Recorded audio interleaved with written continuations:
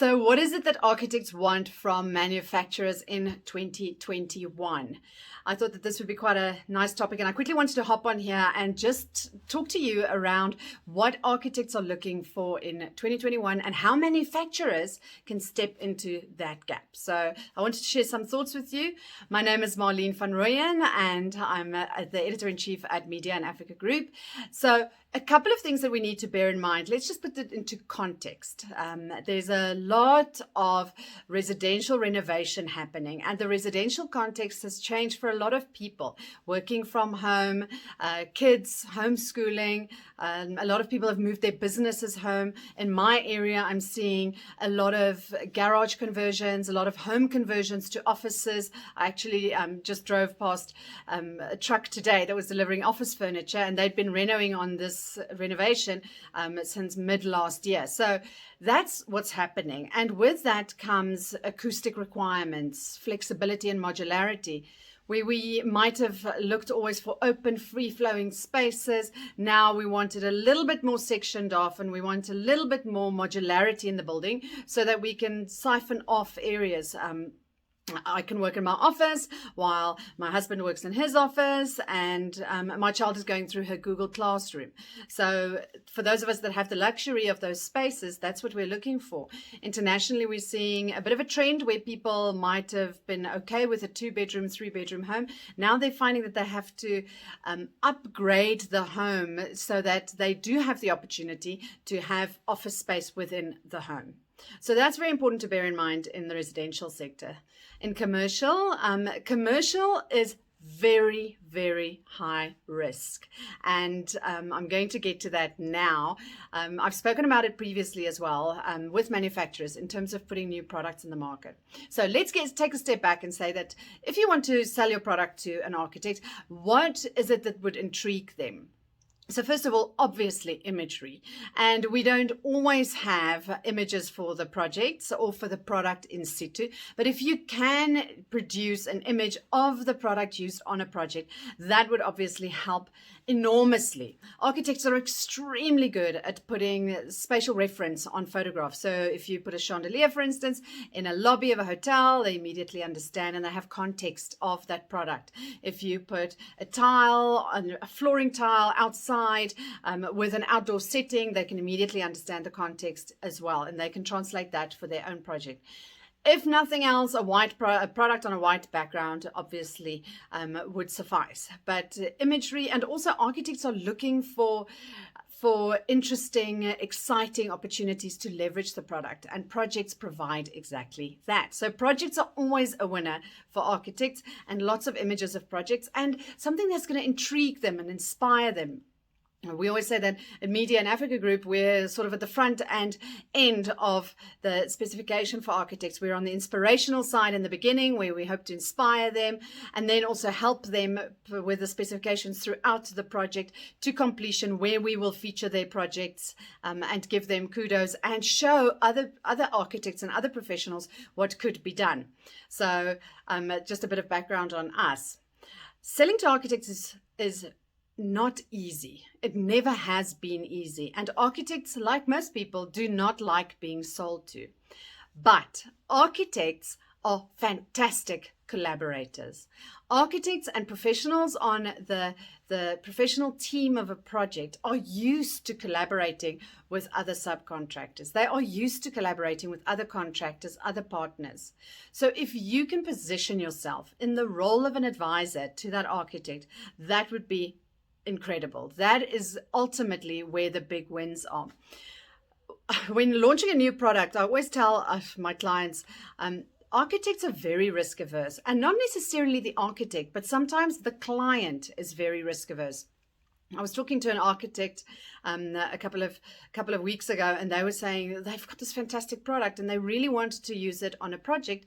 The client, however, declined. They were not going to be the guinea pig for this project. So architects need a lot of reassurance, as do contractors, as do the developers, that this product will not fail, that this product is in the right application for the client. This again becomes very, very important when you understand for a manufacturer, it's a sale. For an architect, that is the legacy. That is their professional risk. This project will be there for decades to come. This project is a direct reflection of their capabilities, their capacities, their name. So for them, the risk on any project is enormous to start off with. And if you understand that from an architect's perspective and from a professional developer's perspective, then you know that they would be hesitant to use something. So giving them enough reassurance to use the product is super important.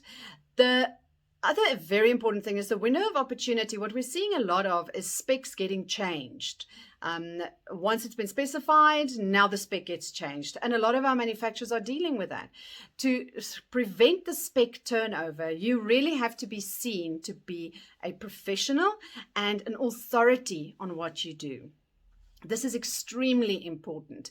It might not give you the short win that you're looking for right now, but if you can position yourself as an authority on your subject matter, this will definitely help you in the long run. And in a world where we're looking for quick returns, easy solutions, quick turnarounds, that might not always sit very well, but that is very much the way that it works. You have to position yourself as the go-to person on that product. If you're a glass professional, if you are a concrete professional, if you are selling tiles, you become the go-to person so that architect will pick up the phone and phone you irrespective of the project and whether you can deliver or not, and know that he has a trusted partner in you to help him deliver the product. Another very important thing to remember when you are talking to architects is, again, that marketing is critical. Marketing, being top of mind, being consistent. Now, let me just unpack this a little bit for you. So, an architect typically would want a solution to their problem immediately. They don't want to wait for a week or 10 days. So here is where your rep plays a critical part. Your rep, your marketing, all of that combines, because the architect is looking for that solution right then and there, and you have to be in that space. The gap there is very small. So to be able to do that, you have to have what? You would need a great website. You would need a great marketing presence. You would need great consistent presence with the architect. You would need a very good rep and a very responsive rep, somebody that's getting back to them when they require and when they need it. They mentioned cold calling. I was listening to something earlier today and they mentioned cold calling. Cold calling will not necessarily work for an architect. You will not remain top of mind. But if you tackle specific issues, so as an example, let's talk about wet rooms, using drywalling in wet rooms. Waterproofing is always a great topic.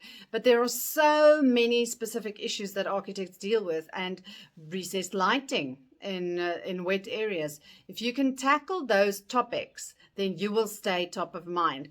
Always bring education to the party, and the architect will be able to rely on you. They will know you, they will like you, they will trust you, and that ultimately will bring you the business. The consistent marketing is extremely important. We have heard time and time again from architects that said, "Oh, is that company still around?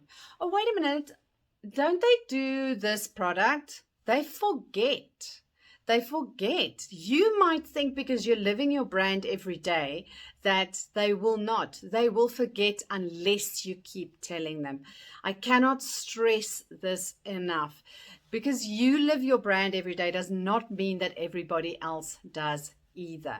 So if you are cold calling and if your rep is very hungry to get out there, let them add value. Go and look at what are the pain points that your architect/client is looking for. What is it that they're struggling with, and help them in that gap. And you are sure to win them over for the long run. On a final point, I cannot stress this enough. Architects don't want to be sold to.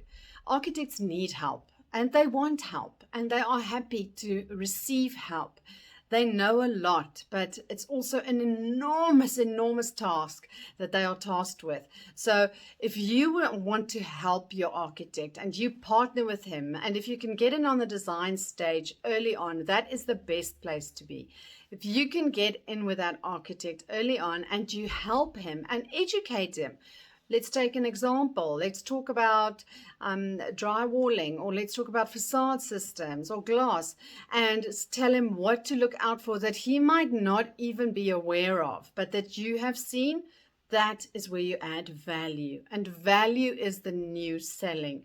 Value is how we help each other get forward and move forward. So I'd like to encourage you to look at where you can add value. Look at where you can really be a partner and an educational partner to your architect. If you'd like to know more about our products, then give us a contact on buildinganddecor.co.za, and I really hope, or give me a ring on the details below.